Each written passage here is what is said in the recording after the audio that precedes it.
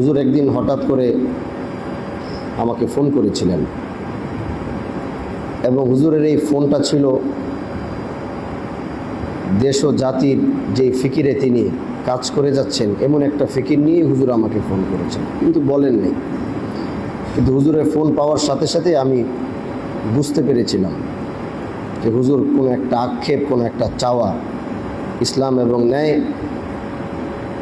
প্রতিষ্ঠার যেই আন্দোলন, এই বয়সে এসেও যিনি নবীর পরে নবী নাই, সংসদে আইন চাই যে স্লোগান তুলে খতমে নবুয়তকে রক্ষা করার জন্য যে একটা ফিকির তিনি করছেন এই বয়সে এসে, এত অসুস্থতার মধ্যেও, এটা আল্লাহ পাকের অনেক বড় নিয়ামত।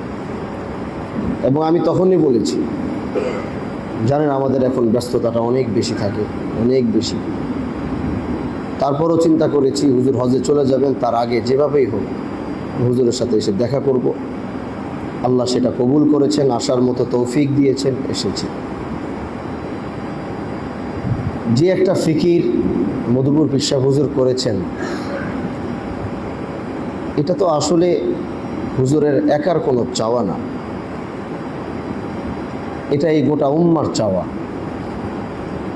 কারণ বাংলাদেশের মুসলমানরা বারবার কাদিয়ানীদের সামনে প্রতারিত হচ্ছে। আমরা তো তাদেরকে বলি নাই যে তাদেরকে বাংলাদেশ থেকে বের করে দেওয়া হোক, তারা এই দেশে থাকতে পারবে না, তাদের এই দেশে কোনো কিছু করতে পারবে না। আমরা এরকম কোনো অযৌক্তিক কোনো দাবি কিন্তু আমরা উঠাইনি। আমরা শুধু এতটুকু দাবি উঠিয়েছি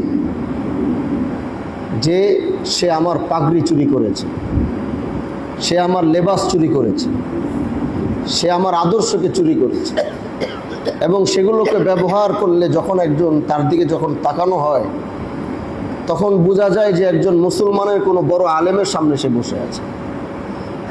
সে আমাদের এই জিনিসগুলো চুরি করে, মুসলমানদের এই দাড়ি, টুপি, পাঞ্জাবি এগুলোকে চুরি করে তারা ব্যবহার করছে। এখন কে মুসলমান আর কে কাদিয়ানি এটা পার্থক্য করার কোনো সুযোগ নেই। আমাদের দাবিটা কি?